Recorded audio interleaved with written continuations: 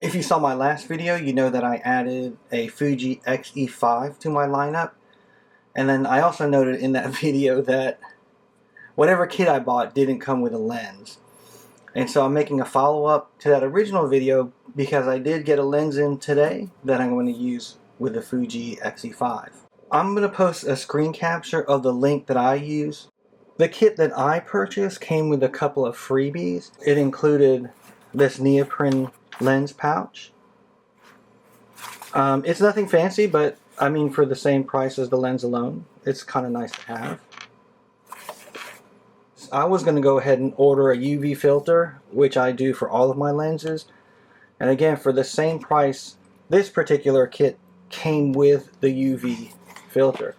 So it saved, you know, a little bit of money.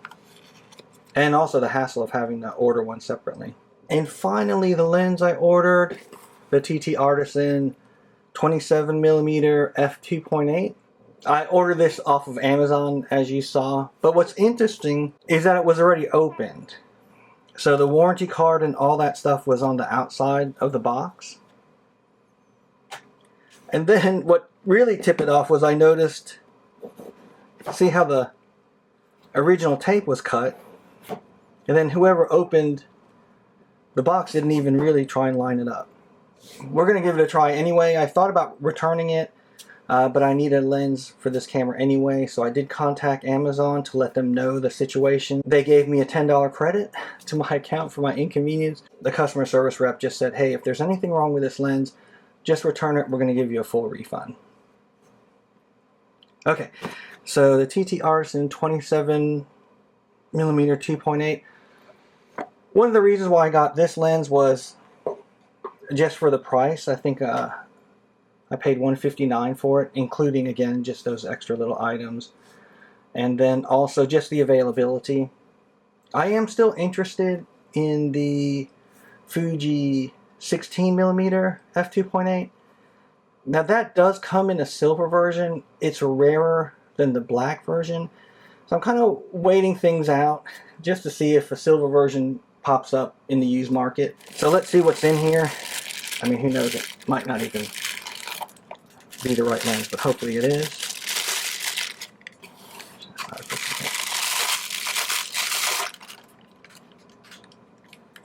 Okay, TT Artisan.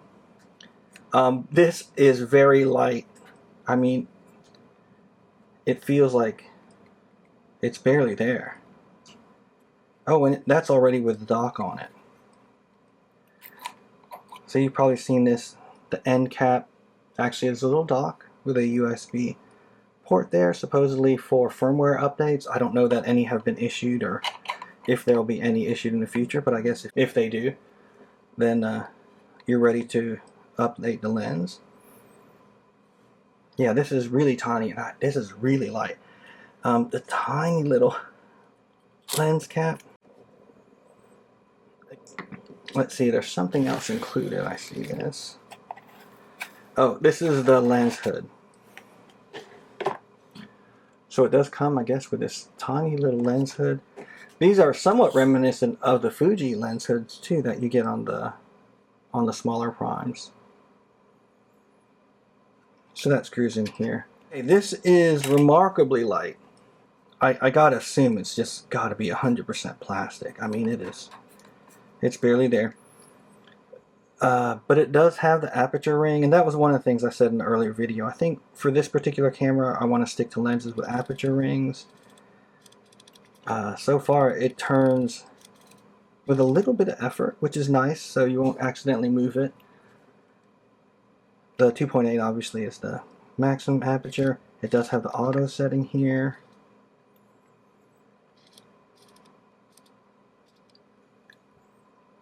It does. Ooh, the focus ring. I don't really manually focus, but that has a good bit of weight to it as well. It's very smooth.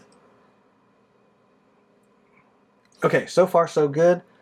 Let's go ahead and grab the X-E5 and we'll put it on there and see what it looks like. Okay, this is what it looks like on the X-E5. A much better appearance and balance versus the 18 to 55 that we had on there previously. I would say too, I'm really impressed. The silver actually is almost exactly the same color as the body. It's the tiniest little bit off. Not sure if you can see that in the video, but very impressive. Good job matching. Now, this feels a lot better balanced. Here you can actually feel the weight of the camera. You can't even feel the weight of the lens. I mean, it is so light. But it definitely balances better, and the camera actually feels kind of hefty with this combination.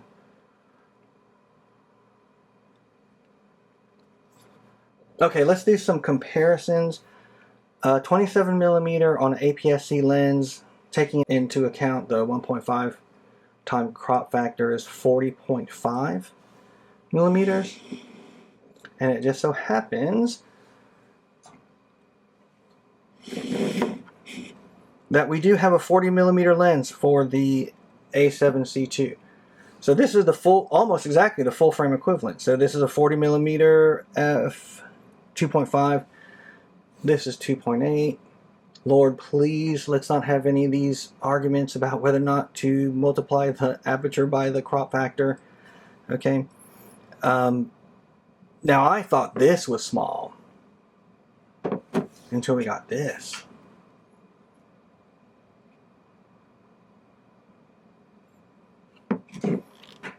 The top down. Actually, height-wise, they're very similar.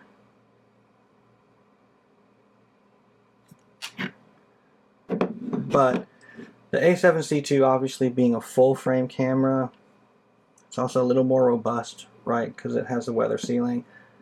It also has, obviously, many, many more controls than the X-E5.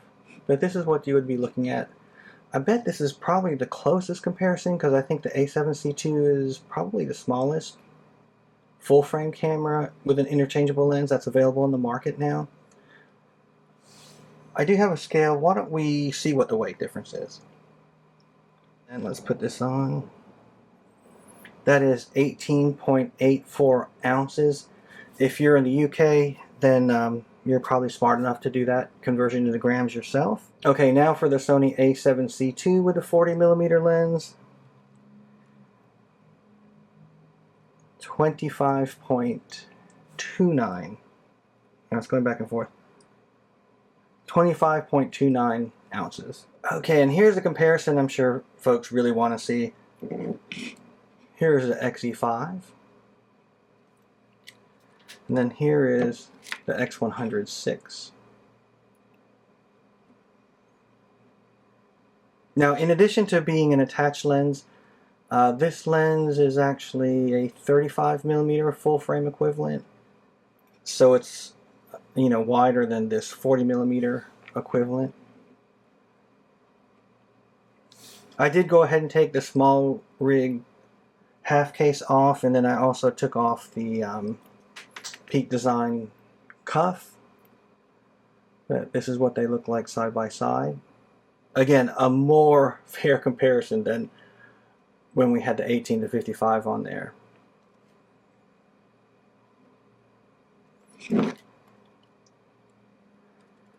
Oh, it's hard to say weight-wise. Man, this is going to be a toss-up. Okay, there it goes.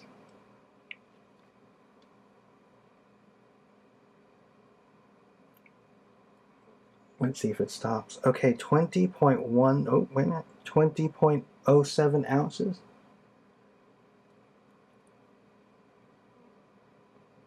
It's fluctuating a little bit. Well, that weight comparison was much closer than I thought it was going to be.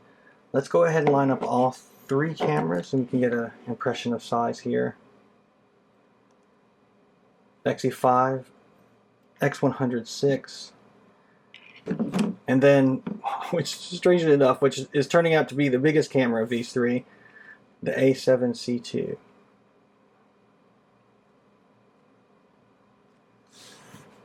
That's what it looks like from top down.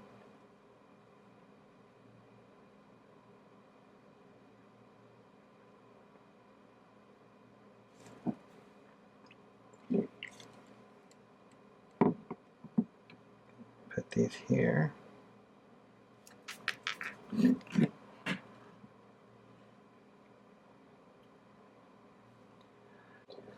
Here's a look at the LCD panels.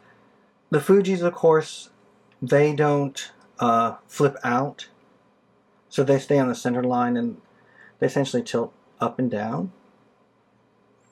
Whereas on the Sony, you know, this one articulates all the way, so you can open it, you can flip it around. You can even do that.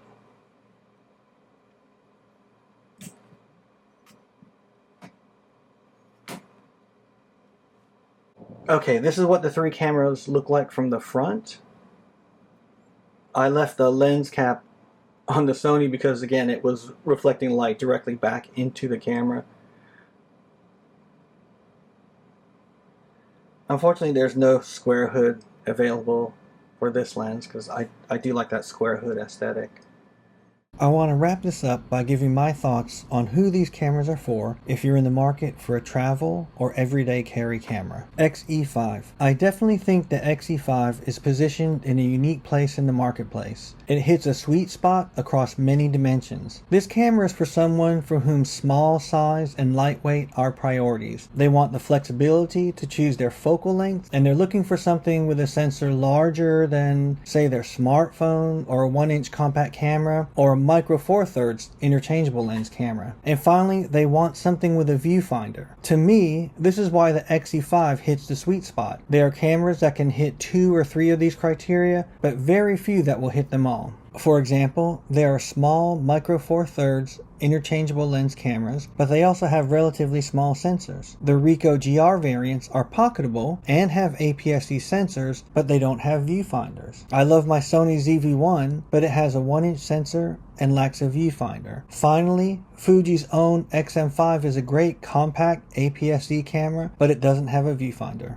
X100VI. In many ways, the X100VI is the physical and spiritual big brother to the X-E5. It has a larger, heavier, weather-sealed body, larger viewfinder with higher resolution and magnification, and a larger battery. It may not fit in a jacket pocket, but it will definitely fit in a small sling. My son carries his in the Moment 2-liter everything sling. A potential buyer, however, must have zero interest in changing lenses. Ideally, 35mm would also be their favorite focal length. Although the X100VI can digitally crop in from the native 35mm focal length, there is a drop in resolution. At 50mm, the drop isn't that bad at 20 megapixels, but at the 70mm equivalent, the resolution drops down to 10 megapixels. By the way, there are telephoto and wide-angle screw-on adapters for the X100VI. However, to me, the added cost and weight defeats the purpose of having a fixed lens camera. Also, the X100VI has a few unique features that sets it apart from the other cameras. First off, there's a built-in neutral density filter which can be used in both photo and video modes. This helps enable a shallow depth of field or long exposures in bright conditions when taking pictures.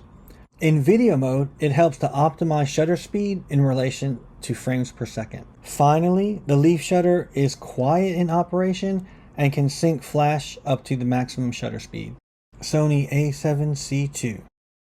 As a travel or everyday carry camera, the A7CII is for the hybrid shooter who values the utmost image quality at the cost of size and weight. Although it should be noted that it's not as large as the Sony A7 IV, which is the full body version of this camera. They also want the freedom to choose their lenses or they don't want to pay for a full frame fixed lens camera like one of the Leica Qs or the new Sony RX1R Mark III. The fully articulating screen and all-day battery is perfect for capturing video and pics of a day's adventure. Note, although the camera is compact for a full-frame camera, it does not fit in my pack-safe sling with the rest of the items I carry when touring. And that's with the Sony 28mm f2 lens attached. That sling is rated at 4 liters, so that's something to keep in mind. So while you don't necessarily need a backpack to carry it around, a larger sling is in order. Well, that concludes our unboxing of TT Artisan's 27mm f2.8 lens and our comparison of that lens paired with the X-E5 versus the X100VI and the Sony A7CII. If you enjoyed any of this content, please make sure to drop a like. If you have any questions regarding any of the cameras or lenses that we discussed today, please post your question in the comment section and I'll be glad to answer it. Finally, mahalo for sticking around to the end of the video. Please subscribe for future content, including pics from the X-E5 and TT Artisan combo.